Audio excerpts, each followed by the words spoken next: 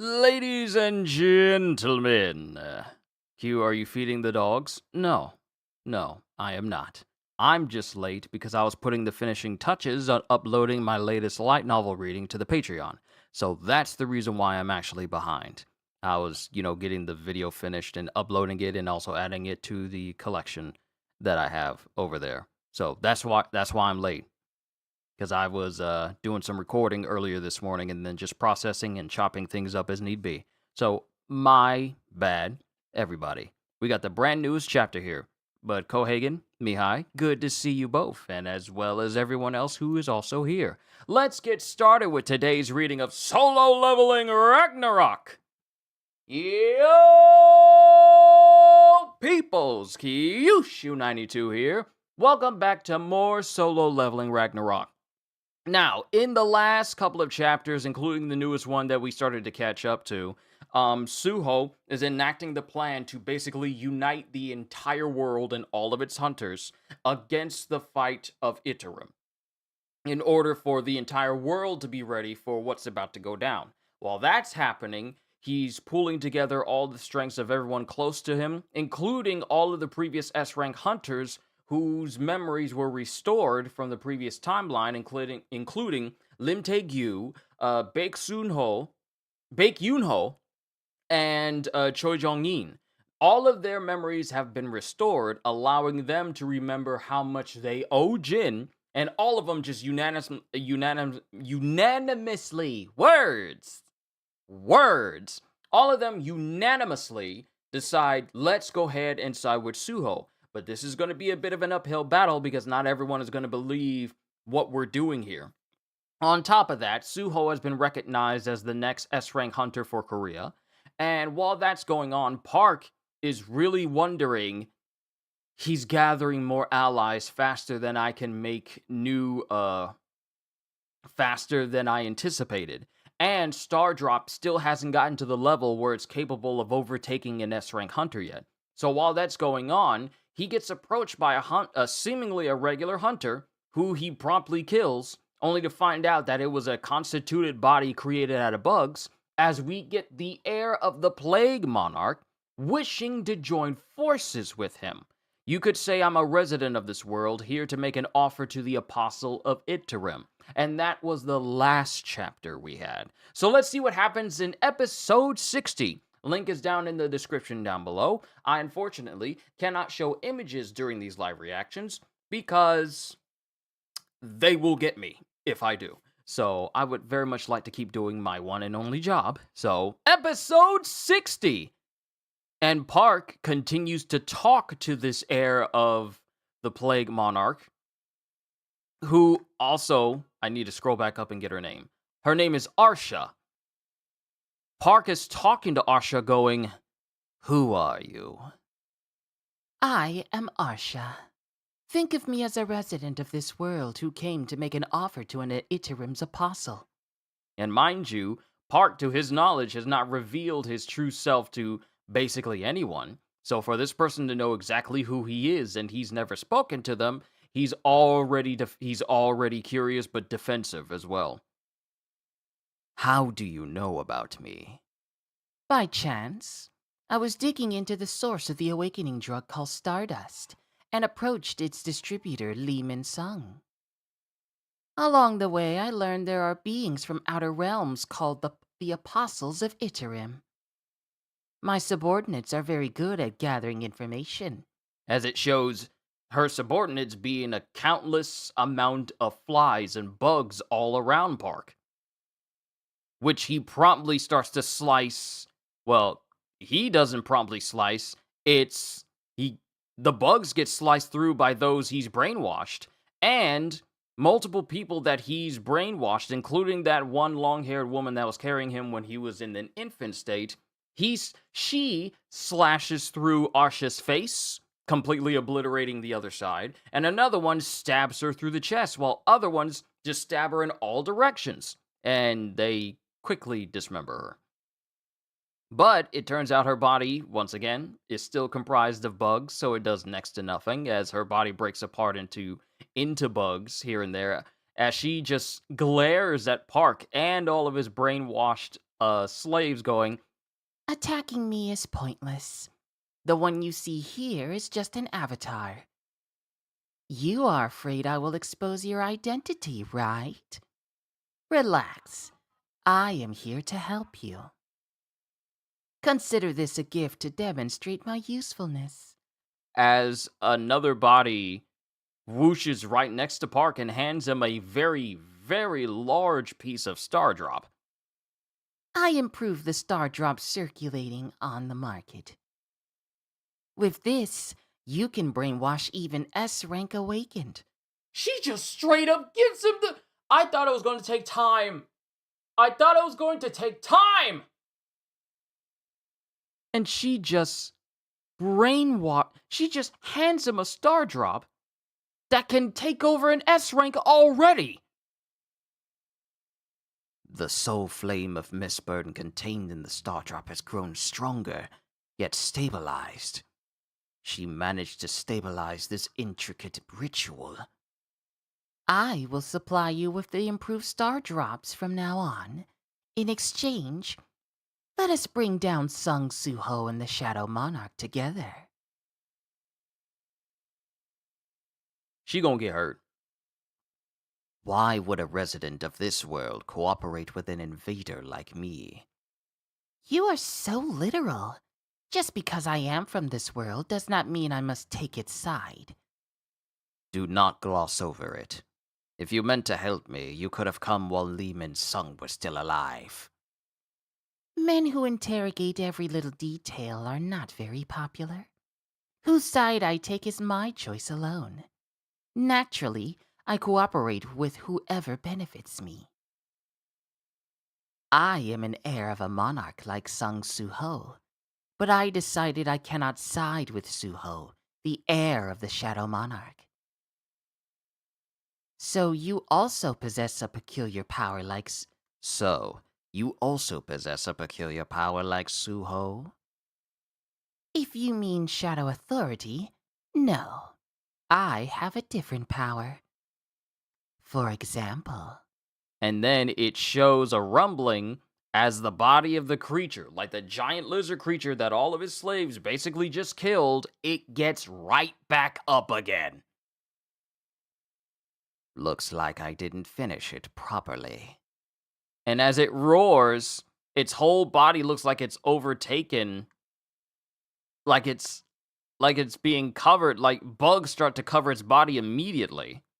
And it wraps, and the bugs tightly wrap around the throat of this creature.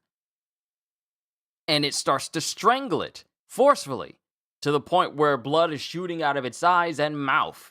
And there's a crack sound, and she literally rips the head off of this creature with just her bugs alone, just like a motion of her hand, and she rips off the head of this creature.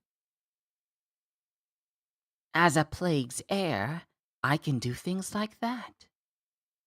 And it shows like a small little bug on her finger, but this bug looks crazy. Don't ever go to this woman's house. You will walk away with every bug-borne disease. So, what do you say? They say the enemy of my enemy is an ally. If we work together, do we not both stand to gain? And then it fades to black. And then there's like this electrical buzz sound. And then a portal opens up. And Arsha walks through. And there are two other people here. Arsha, nice work. Oh, sorry, that's a little girl. Arsha, nice work. Well, did negotiations with Idarin's apostle go well? Yes. Wait, is that a little girl or is that a little boy? I think that's a boy. Arsha, nice work. Well, did negotiations with Idarin's apostle go well? And then Arsha's laughing, going, Yes, they agreed to lend their strength. Knew it! You are amazing, Arsha! Thanks, Pia.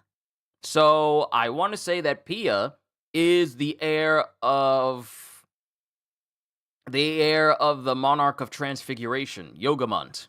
Yeah, because they have the same type of little like hood over their heads and energy and magic energy coming out of the sides of the openings of the hood as well. So Pia looks to be like the heir of the Monarch of Transfiguration, but we got one dude who's just in the back. I'm trying to figure out who he's the heir of. Thanks, Pia. Iterim's apostle, Park Dojin. I only answered his questions about this world, yet he agreed more easily than expected. Then again, the Shadow Monarch would hinder their goals. No matter. The system's directives always have a reason.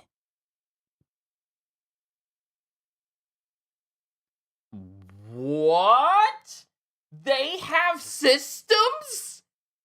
What? They have systems. A system menu, which is just red with black and red lightning coming out of it, shows up in front of Arsha as it says, Quest info. Quest, the road to becoming a monarch. The existence of the Shadow Monarch obstructs the player's path to becoming a monarch. Form an alliance with Iterim's apostles, enemies of the Shadow Monarch. Become allies with Iterim's apostle, 1 out of 1. Reward, the road to becoming a monarch, 5 unlocked. It is almost time for us heirs to become monarchs.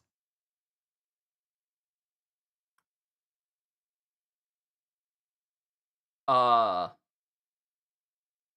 the heirs have missions of their own. The same way Suho has a system, the monarchs have a system for them to become monarchs. But in order for them to become monarchs, they have to beat Suho. Because if they don't, they won't just be heirs. They want to be monarchs. They'll be stuck being heirs, but they want to replace their predecessors completely. They want to become monarchs completely, and the system is helping them. Like a different system is helping them. Ah! But we cut back to the real world, and we cut to a building. And we have someone sliding some paper forward going, "This is the best offer we can make. For the upcoming A-Rank Gate Raid, would you partner with our Myeong-sung Guild? As I have said," and then someone is going, "As I have said several times, I do not participate in A-Rank or higher raids." Lee Yun-suk, freelance hunter. But it would be a waste. Freelance hunter. It doesn't say his rank, it's just Lee Yun-suk, freelance hunter. And this dude looks like he's tired, like he has sunken cheekbones, dark circles under his eyes, swept back hair that almost made me think it was Wu, but his hair was swept back. But Lee Yun-suk, freelance hunter. But it would be a waste of an S-rank talent like yours. If you join our guild, surely. No conditions, no persuasion. I will not take that risk. Please leave. You are one of the few S-ranks in Korea. An A-rank dungeon should be manageable, no? I have the same dream every night. And both of these people who are trying to recruit him, both this man and woman, kind of look nervous at him. Monsters swarming to devour me. They gnaw my legs, my arms, my torso. I said that order wrong. They gnaw my arms, my legs, my torso. What good is an S-rank to a What good is S-rank to a hunter who trembles in front of monsters? And they're looking around this guy's place. The woman's looking around, and she sees multiple empty bottles of alcohol, including trash bags. So he's not been okay. And he just looks so incredibly tired and done with everything.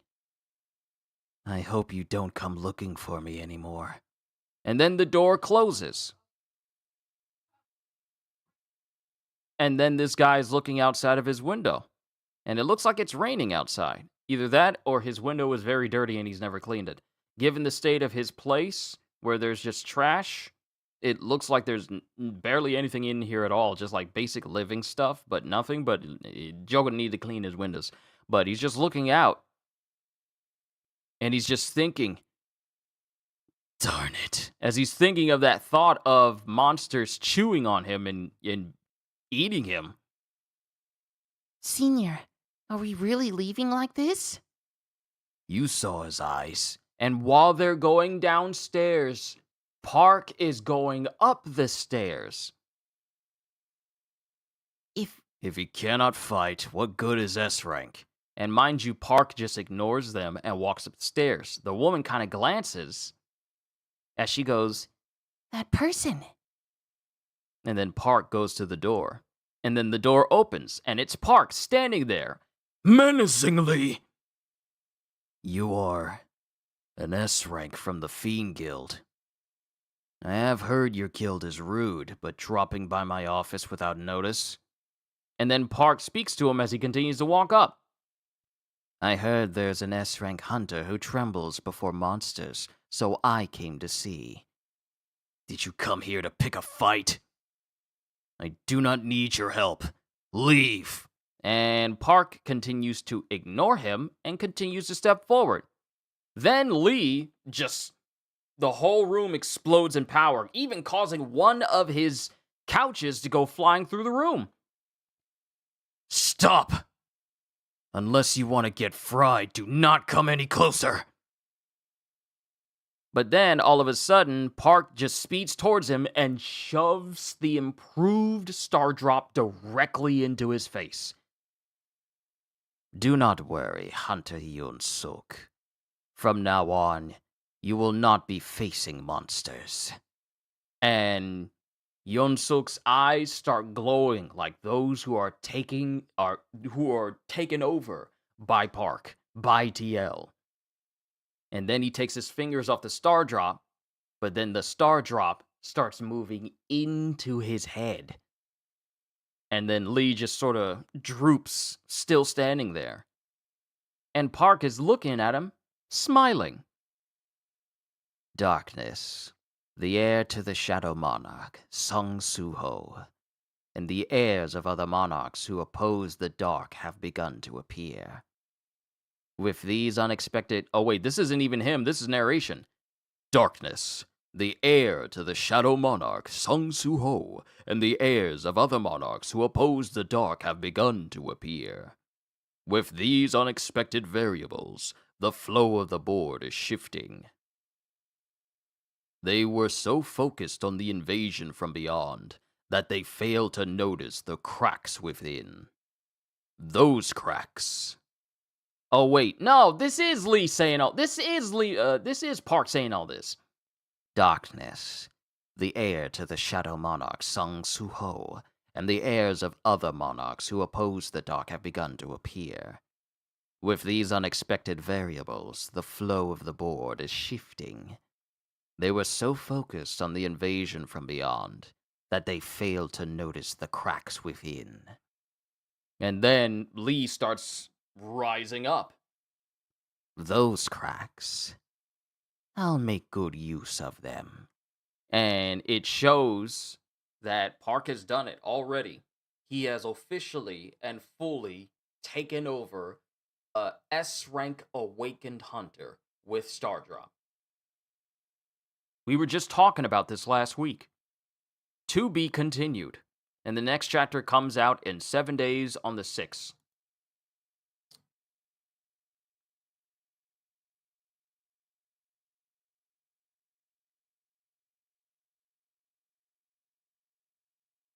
What do I even say to this? I hope that she will betray him and join Suho. Didn't even think about that. The architect, perhaps. I don't remember Suho killing him again in this timeline. Nah, the architect has not been encountered at all, given everything that's happened. But also the fact that Arsha is like, yeah, I don't want to join Sung Suho. And I'm thinking, like, there's got to be some reason. And the reason is, these monarchs have a system of their own that is telling them to become monarchs. These heirs have systems of their own that is telling them to become monarchs. But the only way they can do that is if they defeat and bring down the heir of the Shadow Monarch. Meanwhile, there are two opposing system directives at play right now. On Suho's side, his big, massive directive, his overarching directive, is to gather all of the heirs of the monarchs and have them join him. In opposition of that, we have the monarchs who have their own directive saying, path to becoming a monarch, oppose the Shadow Monarch. So there's a clash of interest here. So not only is that something that is deeply concerning, the fact that the monarchs themselves have a system, whether or not they can level up like Suho can, that remains to be seen. But the other thing to be concerned about is the fact that Arsha, the heir of the Plague Monarch, has already learned how to create improved star drops that will allow Park to take over S-ranked hunters now. And he does not waste any time finding one. And then using Star Drop to basically take over Lee Yun-suk. Just right then and there. We literally just brought this up last week. What would happen if what's going to happen when Park is able to take over an S rank? Is that going to be an issue in the future? And I'm like, oh, who knows? Maybe I said something. I'm like I'm just with the effect of like it's probably not going to happen for a while. Let's hope it doesn't get to that point. And it literally gets to that point in the very next chapter after we had that discussion. Probably the Apostle will try to backstab Arsha or what's her face, and she will switch sides. Maybe. I think the Architect is still angry and wants the Shadow Monarch heir dead as revenge or something, so he uses the other heirs to do it. Yeah, it would be funny if the Architect is using this opportunity to bring down the heir of the very person that brought him down as like some sort of petty idea of revenge. And I'll be like, yeah, you're gonna need to get in line because there's a lot of people that want revenge on the Shadow Monarch. There's a lot of them that want revenge. And basically everyone that has tried to take down Suho out of revenge of what Jin did, yeah, so far, Dong-suk and Dong-su, they're both dead. So, we're 2 for 2 right now. So, that's one thing. But now, Park already has the formula necessary to take over S-rank hunters. So now the concern is going to be, who is he going to try and get his eye on next for them to join his side? Park has an S-rank hunter under his thrall now.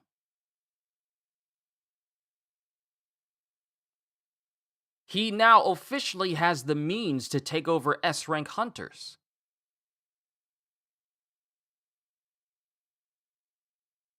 And given the fact that the people that side with Suho are already very powerful people in their own rights, I would not be surprised if the next person that Park tries to move in on is literally his very own guildmaster, Lim Tae-gyu. Because if he can take over the guildmaster of the Fiend Guild, he could essentially drive the entire guild in any direction he wants, because simply anyone who falls under control of Stardrop fall under Park's control, and they will do whatever he wants, unless their will is strong enough, to which point Lee Min-sung had a very, very adverse opinion of things during that whole encounter.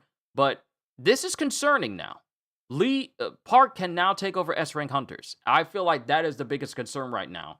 Even, and I want to say it's in the same veins as the Monarchs having their own Architect gaming system windows that's telling them how to get stronger. So once again, my biggest concern, and it feels like there's something right here on my eye, and I hate it when it's like right there. Oh my goodness, that was a big eyelash.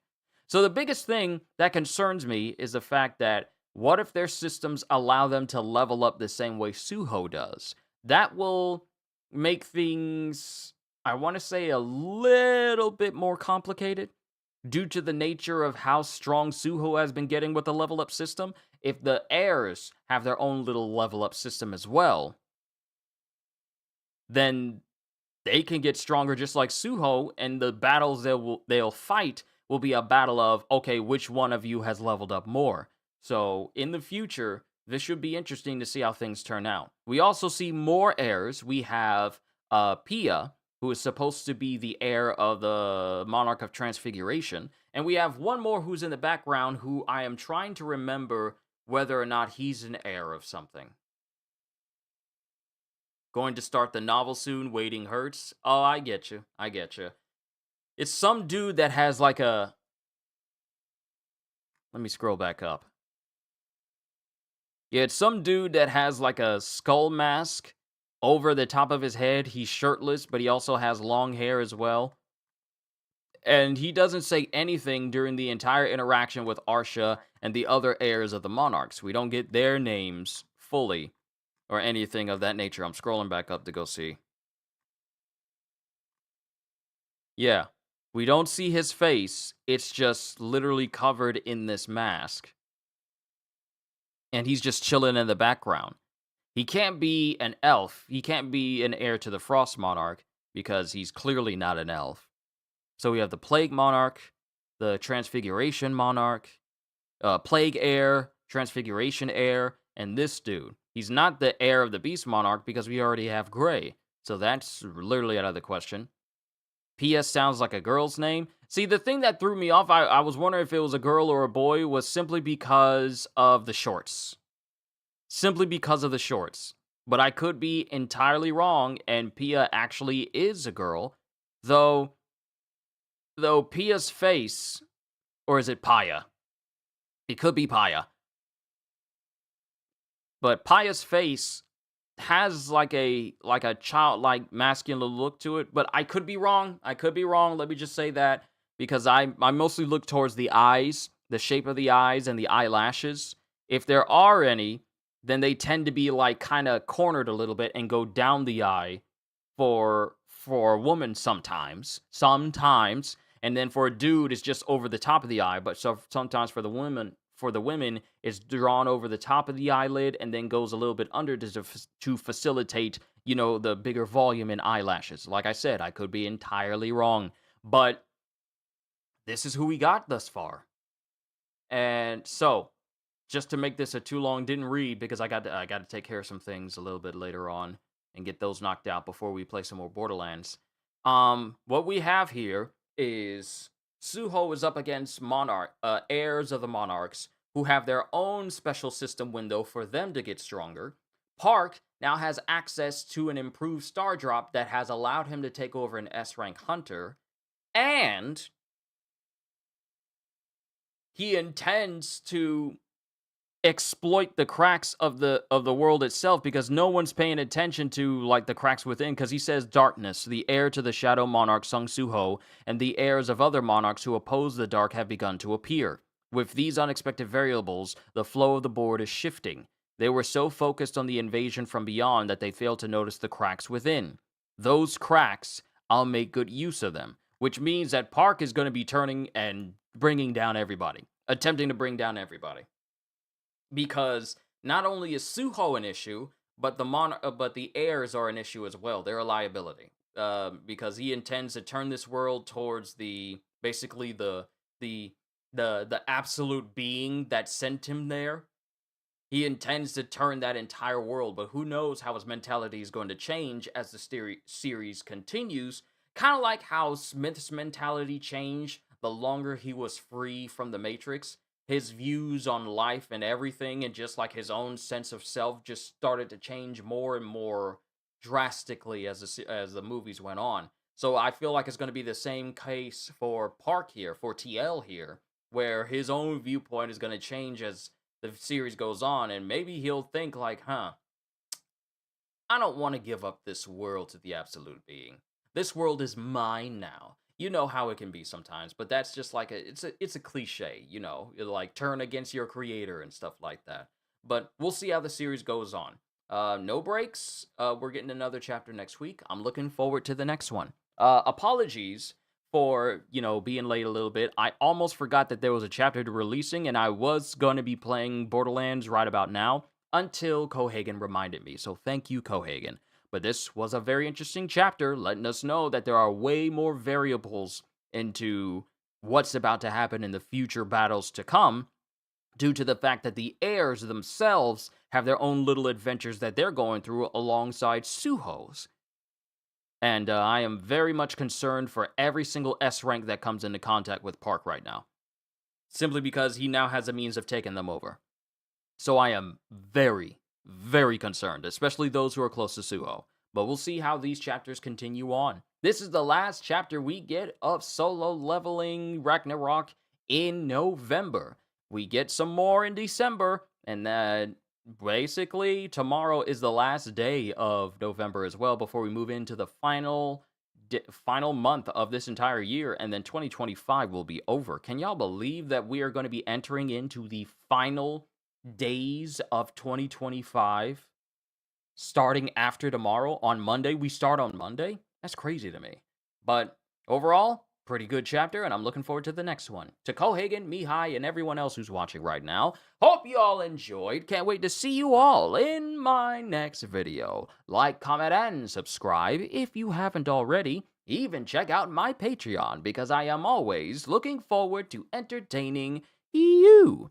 And because I know you're coming back anyway. Have a fantastic day, and once again, as always,